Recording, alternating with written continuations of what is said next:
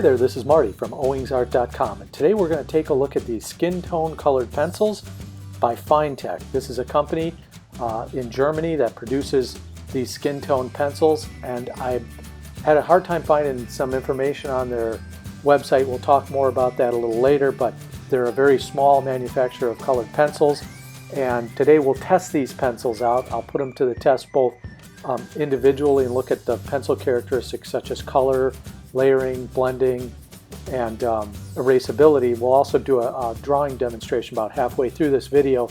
I'll put them to the test in an actual portrait drawing. Well, there's a no frills packaging, really. I think Finetec chose to put the money into the pencils rather than the packaging, so they just come in this plastic case. Yeah, no frills, like I said. They are non-toxic. They have a full 4mm core, which is very nice. They go down nice and even. There's no breakage of the pencil when I put it to the paper. So that's kind of the first big test, and that went down really nice. As you can see here, a nice variety of skin tones and colors. But the colors aren't printed on the pencil, and if you watch my videos, I mention this a lot, but I'd like color pencil manufacturers to put the names of the color right on the pencil instead of a number. And in this case, since Finetec doesn't have a very good website, I wasn't even able to find a color chart. So that's one thing I would suggest to them going forward, is print the names on the pencils. It helps folks who are colorblind or have trouble seeing the colors identify what they are without having to reference some numbers and then the subsequent color chart. Why make it a mystery? Here you can see I've layered the colors. I put down 7 different layers, and that they worked really well, and they got increasingly darker, and I didn't get any waxing or blooming of the pencil or anything like that. And again, I believe these are oil-based because of the way they behave on the paper and sort of their blendability and things like that, although I was not able to confirm that on their website or with the company. They haven't returned my calls or emails yet. But I hope to find out soon, and I'll put that in the comments section. So here I'm just going to do an erasing test, which I do with all colored pencils. You can check out any of my videos, and this is one of the tests I like to do just to see how erasable the colors are and what are the sort of remnants underneath after you erase. And you can see these perform pretty well.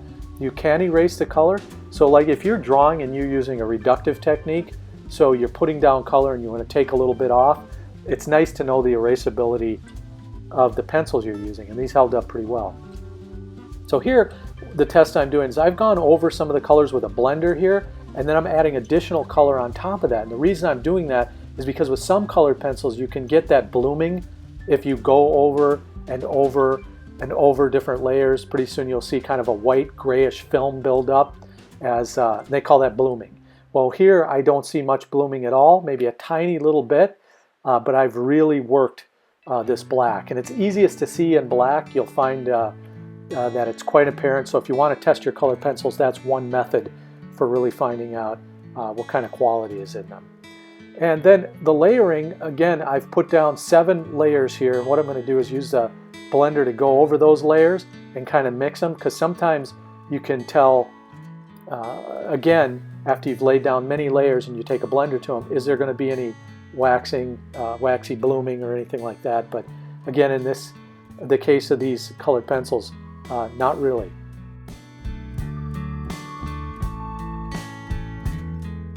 So now we'll get into the drawing demonstration portion of the video, and this is a portrait of a friend of mine named John.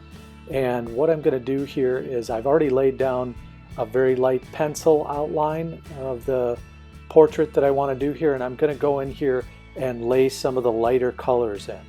Very gently, very easy, because I'm going to do many layers here by the time this drawing is complete. Don't worry, I won't make you watch all of it in slow motion here. We'll speed up the video here so we can get through some of that. But I just wanted to add that, in colored pencils, as with graphite, you're probably better off starting light to dark, as in using the lighter colors first and then going dark later on, versus like when you oil paint or do other kinds of painting, it's usually dark to light, believe it or not. So it's a different principle when you paint than when you draw. However, you know, different artists like to do things differently, and so yeah, if you feel better about starting dark to light, you know, sure, that's fine as well for your work. So here I'm just you know, adding in progressively darker colors. Like here I'm using a little of the black pencil to get some of the shading in on the one headphone here. It's funny, when I posted this drawing to Facebook not long ago, somebody I know made a comment on the post and said, "Hey, nice drawing, I can't draw ears either," meaning I'd covered the ear with a headphone. And I thought it was funny, art humor. Anyway, I did use a blue pencil from a different set to get in the headphone, because in the photograph the headphone is blue and I just wanted to represent that correctly. So, and it happened to be, it was a watercolor pencil, so I did do that. So don't email me or comment, "Hey Marty, that blue color wasn't in the Finetec skin tone set."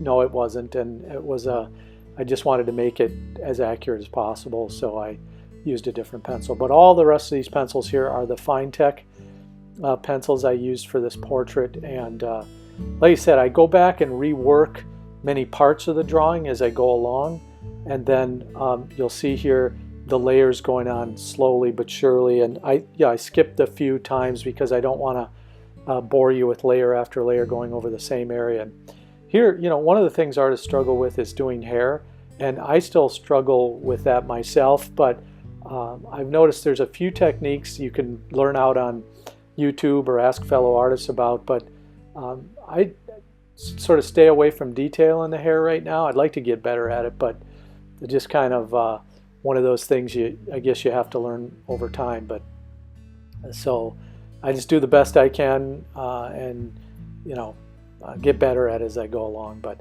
here I'm going in and actually using different colors to sort of blend into the colors that are already there, and leaving the highlights as well. So a lot of like colored pencil drawing is, if you want to draw realistically or semi-realistically, is just kind of paying attention to some of the little details, like the cast shadow on the glasses, or the highlights on the headphones, or some of the highlights on the face where the light strikes it. You know, leave those places white, because you're not going to be able to very easily go back and rework those areas with a white pencil or something to make them white. Once the color is down, you can knock it down a shade or two, but leaving the white from the paper is really helpful. Well, this is about it for my portrait of John, and I'm just about finished here, but just some comments on these Finetec pencils. I think they're great. I did a Google Maps on the company just to see where it was, near Nuremberg, I believe, and it's just like a really small factory kind of office complex. It's very small, and so I think they're a kind of a tiny company, but they did a really good job with these color pencils, and they're sort of niche market, and I like them. I like using them. You can find them online at various online retailers, or probably if you live in Germany, you're probably familiar with these Finetec pencils, and they make a couple other different products too. So a thumbs up to Finetec for producing some really nice pencils, and for portraiture, these are great. Well, this has been Marty from owingsart.com. Don't forget to leave a comment or a question if you have one. I always love to respond to those. Please share the video if you found it useful or helpful in any way, and don't forget to subscribe to the channel. All right, a big thanks to my friend John for letting me do his portrait here. I hope you have a great day. So long, everybody. Bye-bye.